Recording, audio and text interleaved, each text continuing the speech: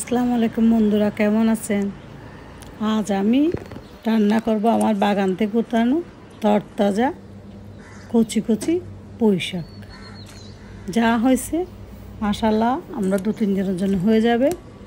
দেখুন, আমি প্রথমে পুঁই শাক উঠে নিব, কতগুলি ডগা উঠে নিব আর কতগুলি চারা কেটে নিব। সুন্দর সুন্দর পুঁই শাক, একদম অর্গানিক, কোনো সার টার দেওয়া হয় নাই, এমনি হয়েছে। যতটুকু হয়েছে পানি দিয়ে ততটুকু। এই যে উঠালাম, মোটামুটি মাশাআল্লাহ যা পাওয়া গেছে হবে, একবেলার হবে আমরা 2-3 দিনের জন্য। একদম কচি পুঁই শাকটা, সুন্দর, একদম বাজারের পুঁই শাকের মতো না, ঘরোয়া পুঁই শাক। এখানে কোনো সার দেওয়া হয় নাই, একদম অর্গানিক। এই দেখুন, একটা ইয়েতে বল আমরা যা পাইছি অতটুকুই হয়ে যাবে একবেলা।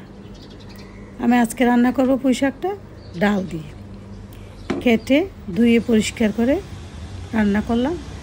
পুঁই শাকটা খুব কচি ছিল বন্ধুরা, উঠাইছে অনেক, কিন্তু ডাল দিয়ে রান্না করতে গিয়ে দেখলাম যে ডালটাই বেশি দেখা যাচ্ছে, শাকটা অল্প।